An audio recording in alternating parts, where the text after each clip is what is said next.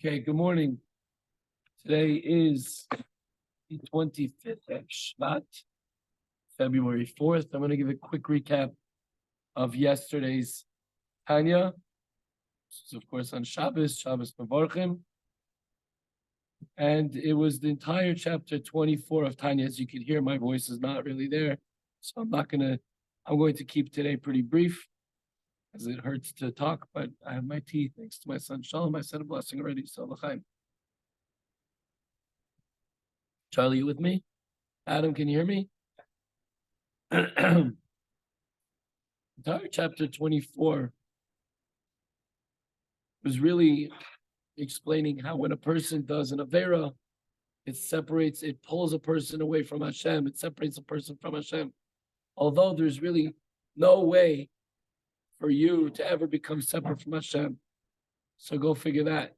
But it weakens the bond.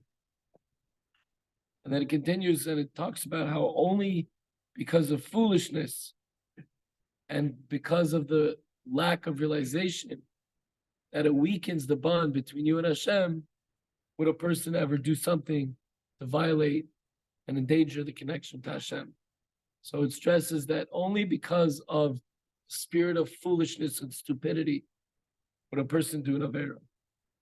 Again, the takeaway from yesterday was that the divine soul is never separate from Hashem. Not even when you sin. Maybe it's covered with more and more dirt and mud and gunk and disgusting and garbage, but it never separates from Hashem. However, it becomes incarcerated in our external consciousness at the time. You're taking it into like the worst darkness of Golus, and you're dragging Hashem with you. So let the past sins not drag us down. Rather, let's focus on our connection and recalibrate, starting with the inner spark, the neshama, that's intrinsically and constantly and everlastingly tied and connected to Hashem.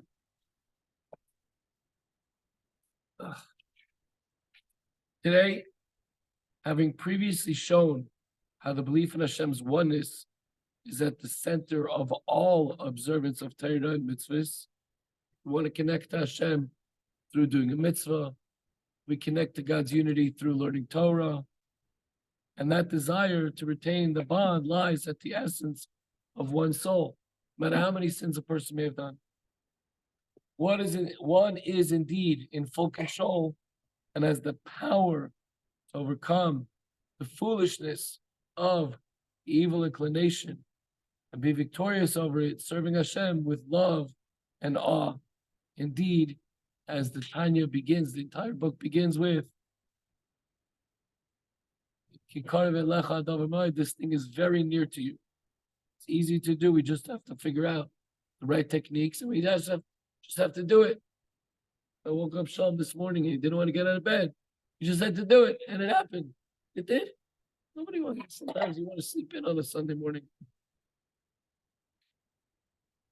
In today's lesson, it's within every person's power to arouse at any moment their love and their fear of Hashem and to control the evil inclination. Doesn't mean it's easy, but if you want to do, you'll do it. It's always like the polar bear challenge, jumping into the ice water. A lot of people chicken out, but if you want to do it, you just jump. The polar bear, bear. Okay.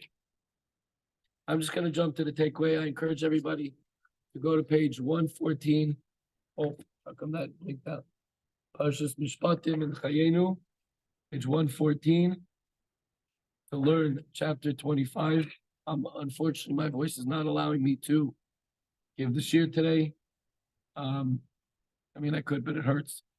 The takeaway is there's no temptation that we cannot rise above. At any moment of time, we have the power to say, I will not be fooled by transgressing Hashem's will that would separate me from Him. We have an intrinsic bond. There's nothing that will stand in our way. If we want to do it, we want to do a mitzvah, we want to learn the Torah, you could say, I don't know how to read Hebrew. You can learn Hebrew. Yeah, but it's hard. Okay, so what? So it's hard. Or There's plenty of English to find. Oh, I don't know how to do this mitzvah. Learn how. Ask, learn, discover. I enjoy eating this particular thing. It's not kosher, so stop. There's always imitation of something or other. So the point is that just if you keep telling yourself that whatever comes your way is a test, and you know you could overcome it, you could always hold yourself back from violation of sin, and make sure that we do a mitzvah to stay eternally connected in the deepest possible way with Hashem.